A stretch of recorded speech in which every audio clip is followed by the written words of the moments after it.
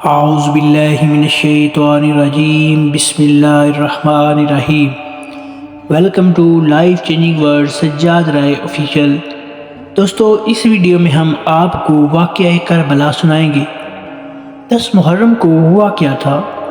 10 محرم کو 3 دن کی بھوک، پیاس، تنہائی، سروں کا کٹ کے نیزوں پہ چڑھ جانا، رسول اللہ صلی اللہ علیہ وآلہ وسلم کے خاندان کی شہزادیوں کا قید ہو جانا، اور ان سب کے درمیان ایک مرد مجاہد غازی عباس علمدار کی امام حسین سے وفا کے بارے میں سن کر آپ کا کلیجہ باہر آنے لگ جائے گا۔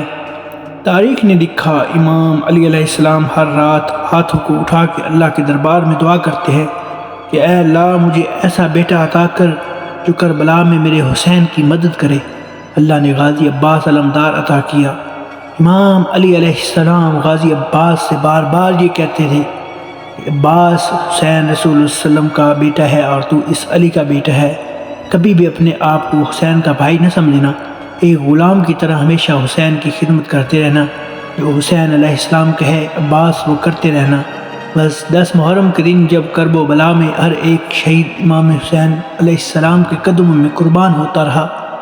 تاریخ نے لکھا، حضرت عباس علمدار اپنی آنکھوں کے سامنے اپنے بھائیوں اور بچوں کو قربان کر دیتے ہیں اور بار بار نواسہ رسول کے قدموں میں بیٹھ کے کہتے ہیں، اس غلام کو بھی اجازت دے۔ امام حسین علیہ السلام فرماتے ہیں، عباس، یہاں شجاعت کا امتحان نہیں، ہمارے صبر کا امتحان ہے۔ بس جناب عباس جیسے ہی امام حسین سے مل کے باہر آئے تو دیکھا بی بی سکینہ ہاتھوں میں مشکیزہ لیے جناب کی قریب آئی اور کہنے لگی، چچا عباس، میرے اصغر نے 3 دن سے پانی نہیں پیا۔ غازی عباس نے بی بی سکینہ کو دیکھا، پھر مشکیزے کو دیکھا، پھر فرمانے لگے، اے میری آقا زادی، میرے مولا حسین سے کہو میں آپ کے لیے پانی لے کے آؤں۔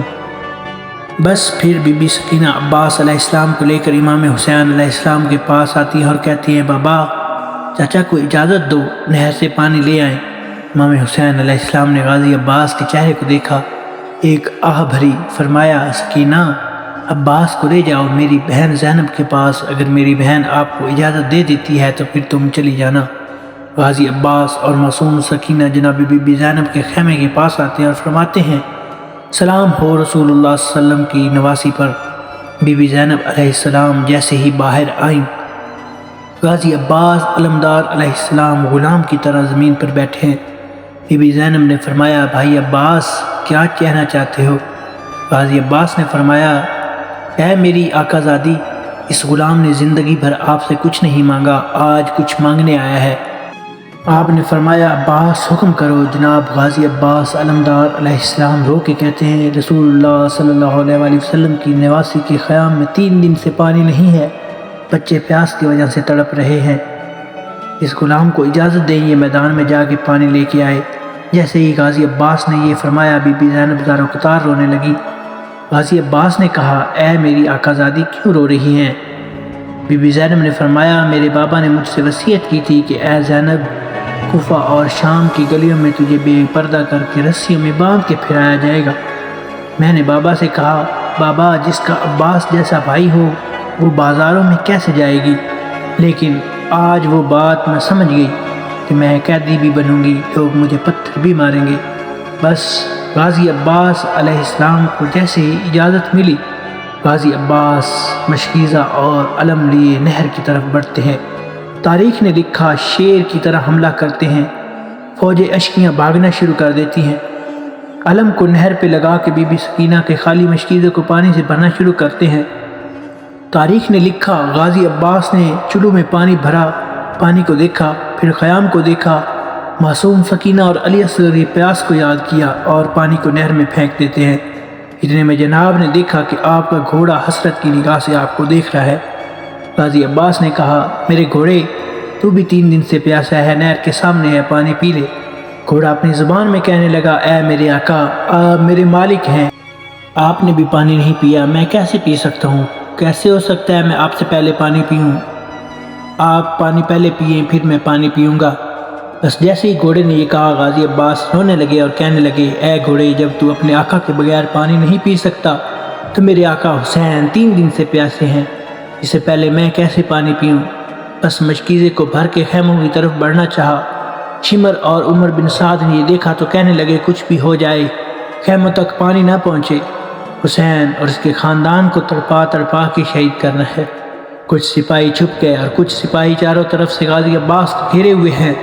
غازی عباس گھوڑے پر سوار ہو کے خیموں کی طرف بڑھتے ہیں تو فوج اشتیاء غازی عباس کا نشانہ لیے تیر چلانا شروع کر دیتے ہیں۔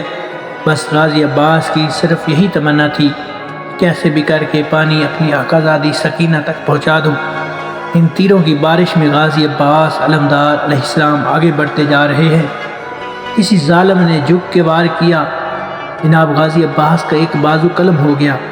مولا عباس نے علم اور مشکیزے کو دوسرے ہاتھ میں تھام لیا اور خیموں کی طرف بڑھ رہے ہیں۔ کسی ظالم نے چھپ کے وار کیا اور جناب غازی عباس کا دوسرا بازو بھی قلم ہو گیا۔ بس غازی عباس نے اس مشکیزے کو اپنے منہ میں سنبھال کے آگے بڑھ رہے ہیں۔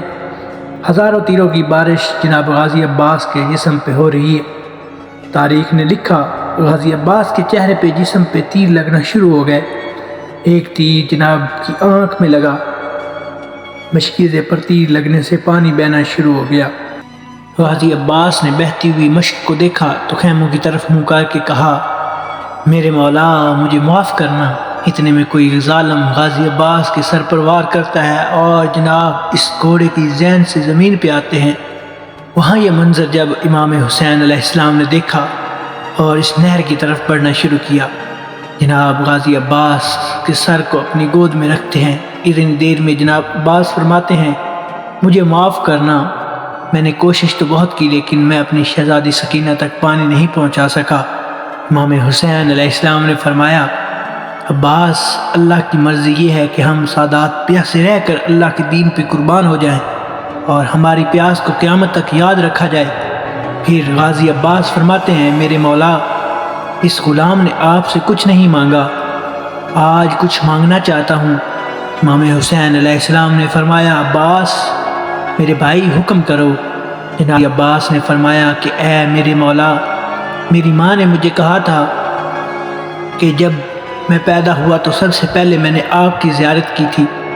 آج میں اس جہاں کو چھوڑ رہا ہوں، میرے مولا میری خواہش ہے کہ میں آخری وقت میں آپ کی زیارت کروں، لیکن ایک آنکھ میں تیر لگا ہے اور دوسری آنکھ خون سے بھری ہوئی ہے۔